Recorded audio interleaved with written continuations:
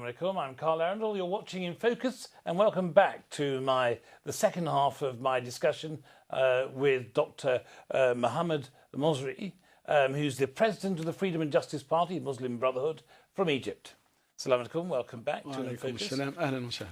Now we were, I think, just discussing the significance of the establishment of genuine, viable, independent Palestinian sovereign state. Yeah. And I think you were trying to explain that it was totally wrong to, in name, declare an independent state if you were intending to impose restrictions and limitations. And on which basis, I think you were saying that you should be, as a country, as a neighbouring country, free to allow the transition of food, aid, weapons, or whatever. Two countries are dealing with each other. This is the fair basis of international relationships. As far as you do not attack anyone or harm anyone or making or committing things that will harm others, it's international, fair international relationships. If this is the way people are accepting it all over around the world, what's special about Gaza and Egypt or Palestinian state and Egypt? But life isn't that simple, is it? Yeah, that's right. It goes without saying that a major factor in the future of Egypt will be the continuation of the sizable financial support you get from the United States. Yeah. It's fair to say that it's likely responses from the States in respect of any action you take vis-à-vis your relationship with Israel and Palestine may have a large bearing on what you now do. Well, the aid of the United States to the Egyptians shouldn't be conditioned in a way that it prevents Egypt from becoming an active member in the international society and practicing its right and making its own policy outside or diplomatic movements. You know, it's these $2 billion, which is not really $2 billion, has been somehow attacked by the old regime, and the real amount of money that reaches to the Egyptians is very minimal, all the way down. Now, if this is conditioned by affecting our well, then the people of Egypt do not need it. You can see now what's going on when you hear about billions and billions that has been taken from the Egyptians by those authorities and has been somehow transferred outside to the United States also to be invested in the United States. Now, let me say something to the American people. They have to watch their steps for what's going on in the international society, and especially with the Arab world and the Islamic world, because the American government consecutively has been all the time buying the hatred of the people by the money of the taxpayers of the American people. They're buying hatred because of misbehaving and bad things they're doing in their international movement. Now, the American people are invited to watch these steps which have been committed by their governments against the Arabs, against the Muslims, and especially against the Palestinians, to the side of the Israelis, to the benefit of the Israelis, more than to the benefit of the American people. If they really watch their steps, then I think the relationship between the Americans, American people, American government, if they are coming together and see what's beneficial to the Americans, they will change many of things that have been done throughout more than 60 years. And it seems now very clear to everybody that American governments are misbehaving consecutively against the people in the Middle East, in the Islamic world.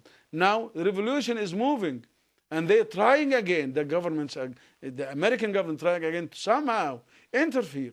And this is not acceptable. It's rejected by the Egyptian people. We must have our freedom like the Americans. We have the right to live in peace. We have the right to be free. Don't interfere in our internal affairs. Please stay out of it. Now, we are not refusing dealing with you, but do not interfere negatively in our internal affairs. We see this, we understand it. We can somehow distinguish things and see who are you now putting your hands with, and what are you doing in our society. Now This is rejected. You recently spoke with several congressmen. I think you. No, I didn't. You made an attempt to. I said something and I'm still repeating it. Yes. We have heard and following a Congress hearing from a committee about us. Now we say to everybody there, hear from us. We have the right and we are willing to make our own presentation in Congress, to be asked and questioned from you about our real position, our real regime, our real plan, our real existence, our real attitudes. Has anybody taken up your offer? No, not yet. I haven't heard one single word. I'm still repeating, saying, I'm not begging, I'm telling the truth and saying my real will as Muslim Brotherhood, as party. Now, it's better, it's time now to hear from us directly, not to hear about us. You've been hearing from Mr. Mubarak and his regime, and you see what happened at the end. Now, why don't you start a real contact, direct one, with Congress? I'm not talking about the government now. I'm talking the people who are representing the American people in the parliament. Hear from us, held. We call you to hold such a hearing committee in Congress and hear from us. We are ready to talk to you and to convey a real message and be questioned by you about what we are doing, what we intend to do in our country, in the world, for our neighbors, for everything.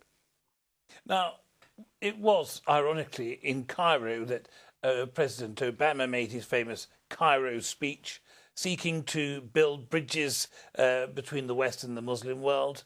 It's fair to say that Mubarak could not have maintained his authoritarian regime for the last 30 years without American assistance and support. Isn't there a bit of a contradiction? Yeah, that's what the people understand clearly in Egypt. People knows that Mubarak and even whoever was before Mubarak was supported by the American governments for their own calculations, which is wrong.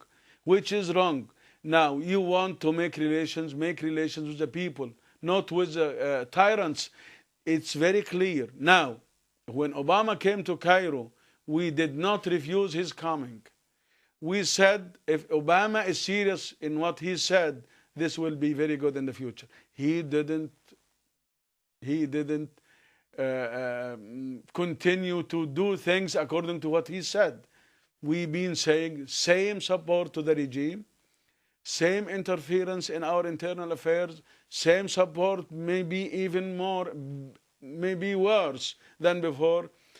This double standard policy will not and have not been and will not be accepted by the Egyptian people. Now the people now are moving. They are moving against their own tyrants and regime who've been torturing them all the time.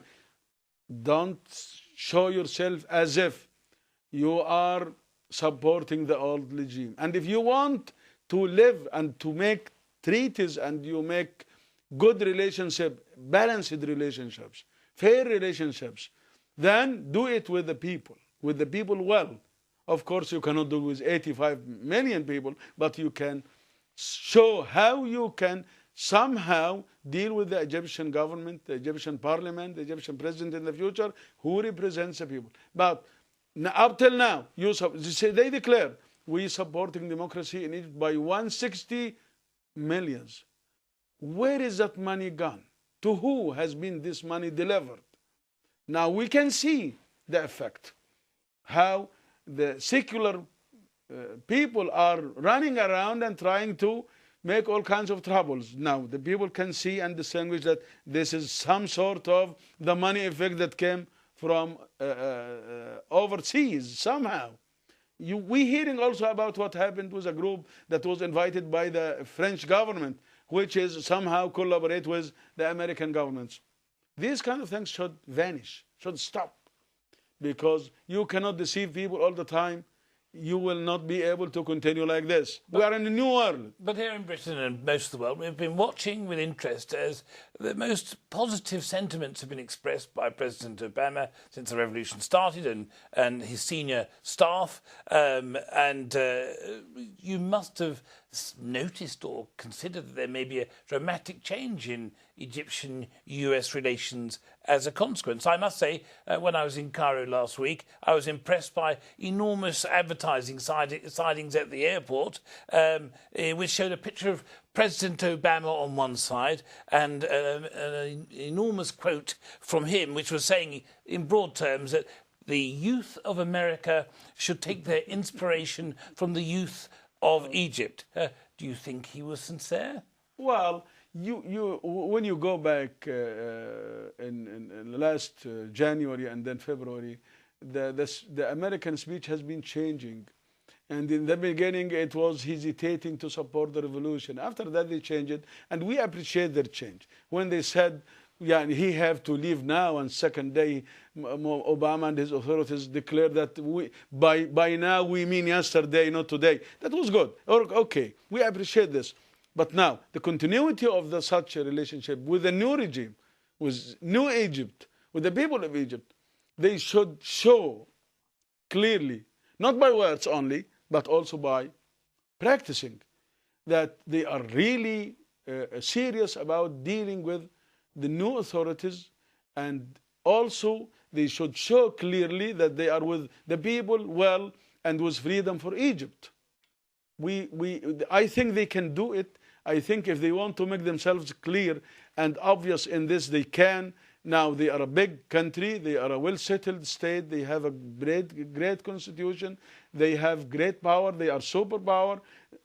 All of this we know, and we appreciate the role in the history for freedom of the world. But now, the governments for the last 50 years are biased against the people well. Now, what I'm saying now, it's very good to this world that if we are all free and everyone has his own well in his country, and then we're dealing with each other, respecting each other, I think peaceful means can be more settled and be more balanced in this world. But to keep doing this, wherever you want to go, you go. You do whatever you want to whoever you don't like him or you think that he's against you. This is too bad. I hope well, it's not just hope, but I do things and try to establish things in our way that makes these relationships in much better situation than before. Now, and it will never ever be like this unless it's with the people well. The people of Egypt now are grown up. They are mature enough. They can distinguish, they can see, they can decide. They are free in their countries. They can live. They have economic resources. They have the potential to have a good country, a good state. Now, don't stand against them. Don't put obstacles in front of them. Don't be roaming around like that. We want clear, short way cut to deal with each other on a justified basis. We are the party of freedom and justice. Freedom for everybody, not only the Egyptians but the others, and justice for everybody. Now, your party has called for greater collaboration between the Arab states. You've made a very big noise about that. Is that in some way a compensation for what you see as a diminishing support from the United States and perhaps a frosting of relations there? No. We are not going to freeze or frost or do things which are not good in this world now. If we are condemning others for doing these such small acts which disturb the relationships with the people, we shouldn't do this. We are with our Arab neighbors, the Arab countries. We are part of this world, the Arab world. We are part of it, and we are part of the Muslim world also. We are part of the international society and the whole world. We are a member. Egypt is a member in the United Nations and other organizations. So we want to have good relationships with everyone in the world. We are keen to establish our good civic, well-settled state in Egypt, justified one, and we are not against anyone to start with. Talking about relationships, there have been continued clashes between the Coptic Christians and the Muslims in Egypt, with notable events being the bombing attack outside a Coptic church in Alexandria at the beginning of the year, and more recently the conflicts in Imbaba. We saw the killing of 6 Muslims and 6 Coptic Christians, and the subsequent arrest and indictment of over 200 people. Many are worried that sectarian divisions may wreck the hopes of building a better future for Egypt. Now, you've said that it's essential to work towards national unity and internal collaboration, and you've condemned what you see as an attempt to undermine those ambitions. Yes. Is this violence that we've watched on the news a manifestation of deep-rooted divisions in Egyptian society? Oh, no. Or some have suggested, are they manufactured attempts by the old regime to undermine the revolution? Yeah, probably it's like this. You know, most of these things have been all the time just fictitious. It's not realistic. The people of Egypt have been living together for centuries, and we haven't seen any recorded acts in the history where a church has been destructed or a mosque has been destructed by Muslims or Christians. We are living together in this on Egypt land peacefully all the time. Now, what's happening is our old regime, the bad one, has been somehow like imperialism acts that has been done before, that when you try to make the nation as segments to distort the nation away from its real position, then you can somehow live in peace with each segment alone and then make them enemies.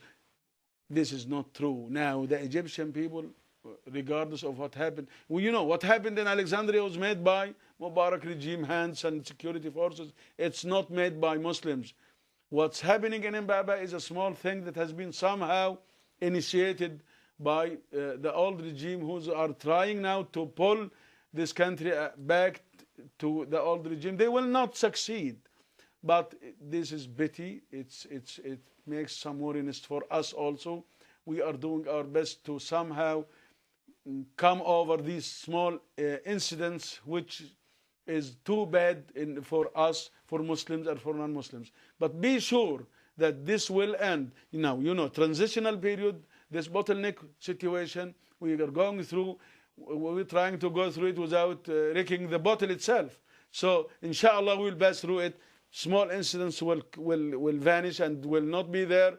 And those people who are trying to somehow stand against the revolution will not be able to continue like this.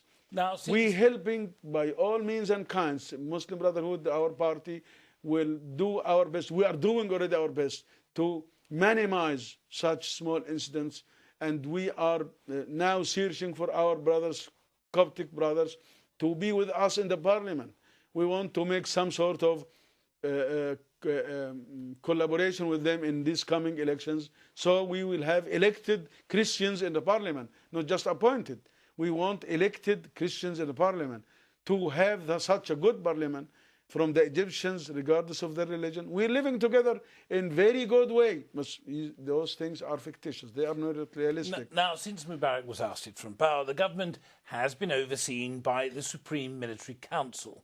The close secrecy with which it operates continues to be a point of major consternation. Human Rights Watch, it's an established and respected international human rights organisation, have accused the council of intensifying the repression of that existed in the Mubarak era.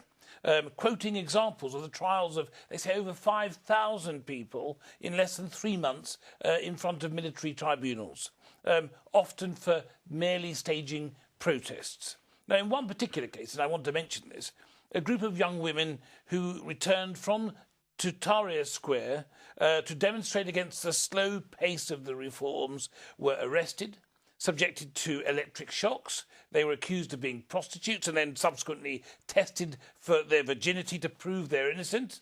I have to ask you whether or not the sentiments being felt that some have said are palpable in many quarters in Egypt, that we may be on the edge of a shift towards a more fundamentalist, intolerant regime with the introduction of closer sort of interpretation to Sharia. Is this fair in any way justified?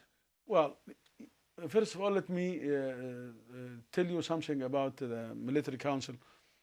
You know, it's very difficult now in Egypt. The situation is quite difficult because those people, the military people, haven't got used to move in the civil society and control it. Their experience is mainly in the military side. They haven't been interfered. The old regime has been all the time keep them pushed and put away from the civic society and the control of the country. So they are in a real narrowscape. They are in a real difficult situation. Some of the things that's happening and incidents here and there, we do not agree upon this. We do not agree on this situation or these deeds or what happened to the group of women. But if you look at the picture as a whole, 5,000 people has been in front of. This is a quite exaggerated number. It's not like this.